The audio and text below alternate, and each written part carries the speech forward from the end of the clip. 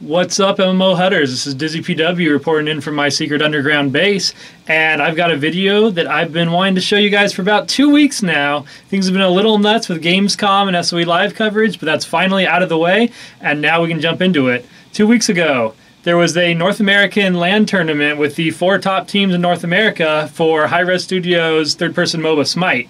And I have to say, if you've never played this game or you've never truly felt excited about this game, these clips I'm going to show you might change your mind about it. I was blown away. If you haven't heard, the underdog team COG Red, which was pretty much just a punching bag team for a cognitive game to train, pulled it out. They took it all. They beat everyone. All the teams that were just the best players in the world, no, they couldn't handle these like 16, 17-year-olds just came in, swept it. And I've got the 10 key defining plays that I feel really changed the momentum to their favor and certainly got the fans excited. So let's hop into play number 5 and get this countdown started.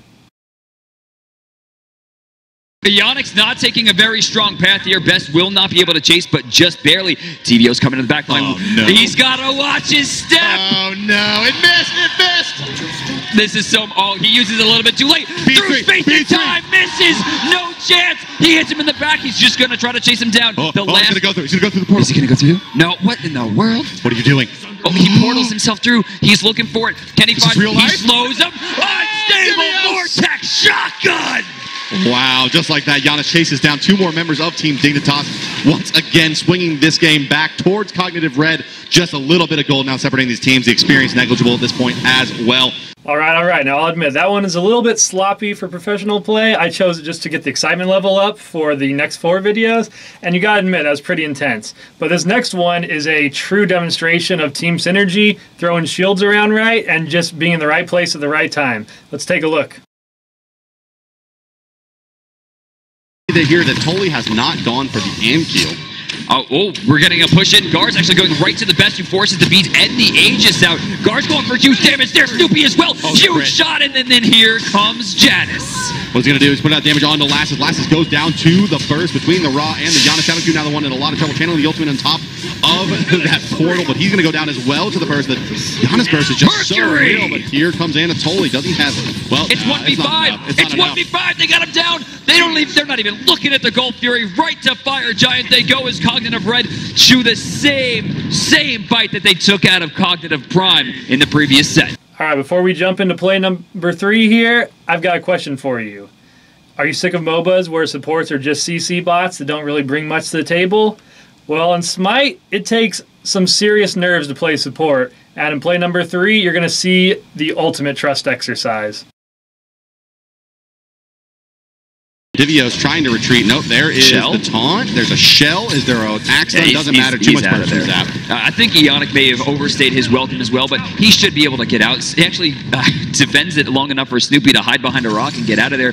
And now Ionic might foolishly attempt to try to stay here and defend this speed. I don't like this positioning. Ooh, this is going to be tough. If this root hits, he's really all. Oh, Guards again! Where does he come from? Berserker Barrage. Is it enough to kill Zapman? It's not. The stun misses, but it should force it just in case. Guards continuing in. Uses the beads to get the cooldowns back. Kills 1, looking for 2. Takes damage for his trouble. Finds the 2nd kill. Who is this player? Are you kidding me? How is Ionic alive right now? What in the world just happened? They got made it hard. He actually did defend that speed bump. What a beast. That's insane. Now, a common mistake in MOBAs is people see towers as the ultimate protection. Like, nothing can hurt them once they're underneath it. And with enough teamwork in SMITE, you can literally run circles around those towers, as you're about to see in the unbelievable, coordinated destruction of play number 2. Forcing Boosh out, but COG Red is showing their true colors here. Stealth taking damage. Now, going into the beginning of this game, we called this, or rather I called this, as a statistical impossibility for them to lose this game on COG Prime. They have 2 characters right now in tournament with 100% win ratios. That's right. Yet they are on some poor legs right now. There's Fire Giants down, there's no Gold Fury to contest, and they're 6K in the hole. What better way to defeat the undefeated characters on COG Prime than to be defeated by your sister team? Yeah, that's a good point. As we see Ionic dive in, Hitler taking some damage. He got body body blocked. Anderson's grabbed up. Ramos is on the top. Snoopy gets to kill an answer. Snoopy's got to get out here. Cannot lose his life. There goes Boosh. Body blocking the shots. Beautiful play. He's still alive. Amana's coming from behind. He needs a dash. He turns to look. There goes the hit. The giant baby is coming out. The sprint is there. The raw heel keeps him out. He's punching through the crit. Snoopy is still alive. He's running for it. To get in the back, Barracuda goes down for the DSI. Are they going for it? And wasting no time, they go right for the Phoenix. This final play has it all. Not only was it the single play that changed the momentum of the entire tournament and gave COG Red the win, but this play, let me tell you, it got the crowd on their feet at this hall. Not a single person was standing after this play came to an end. And let's just roll with it. It's going to have team action. It's going to have an epic one-on-one battle. And it's the ultimate representation of why SMITE is my personal favorite MOBA.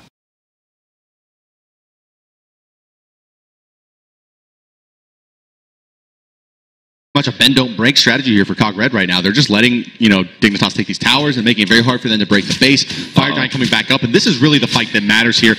4,000 gold once again in favor of Dignitas. 8,000 experience. Experience mattering less and less as the players hit level 20, but the 4,000 gold, they were just up by 1,000 just a moment ago, and now once again back up into that 4,000 mark. But even so, it's meaningless in-hand gold. They can't go cash it in until after this fight. Exactly, and right here you're going to notice Dignitas keeps running in circle, thinking they're going to bait the Fire Giant, but the problem is they have it warded. They're not even worried about this. That's right, yeah, and as we mentioned, no sentry wards available. Anatoly uses that blink now on cooldown.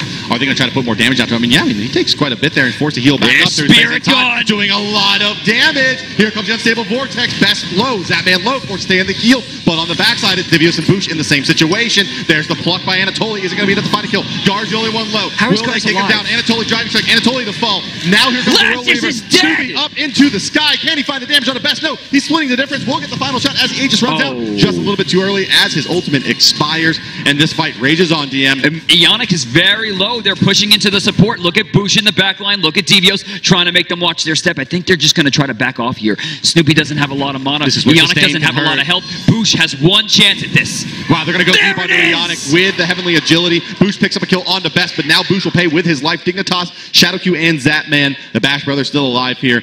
Can they do anything, though? Obviously they can't take their fight to the Fire Giant. They may look to try to take some farm or even a tower, but they have to worry about Divios behind them here. They're going to chase down Snoopy, but is it just going to be too much? No, Divios is not having it. He's going to port away and go ahead and head home. And this is the power of Aphrodite, being able to sustain through this and keep themselves in the fight. Once again, Spirit Gun going to slam down into Zapman, bringing him very low. Step going to be watched there as they back off, and Vortex is going to bring Zapman low enough to want to back off. Woo. Man, wow.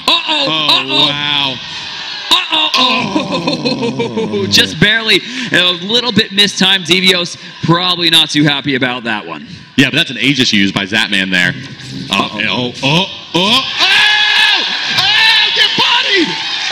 Get kind of bodied. Oh, he's mad. So that's it. That's the top 5 plays I have from this tournament. But if you think that's the best SMITE has to offer, let me tell you, this is only the beginning of their first professional season of play.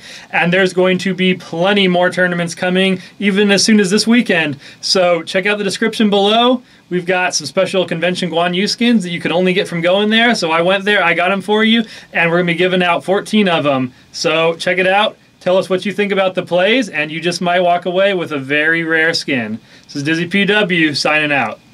Hey there, esports fans! We have a big year ahead of us involving SMITE esports, with tournaments and LAN events all around the world to go along with it. It all builds up to the SMITE World Championship taking place at the COG Energy Performing Arts Center in Atlanta, Georgia. 8 teams from 5 different regions will all compete for a prize pool of over $600,000. But before the teams go there, they must go through a series of competitions to prove they're worthy. Let's go over the timeline which both the North American and European teams must follow in order to qualify. Teams will compete and earn points in a 10-week qualifying competition. The top 4 teams per region in the weekly qualifiers will be invited to a regional LAN. These 4 teams will also automatically get invited to the Pro League, which will start towards the end of August. The teams who do not qualify for the regional LAN will still have a chance to participate in the Pro League. In order to do so, they must play in a 3-week play-in competition. The top 2 teams out of this competition will be the final 2 teams competing in the Pro League. The Pro League consists of 6 teams that will play each other twice in 2-game sets over the course of 7 weeks. Each game in the Pro League will be broadcast live on the official SMITE Game Twitch channel. The top 4 teams from the Pro League will advance to the SMITE Regional Championship. The bottom 2 teams will move on to the SMITE Regional Wildcards. Simultaneously,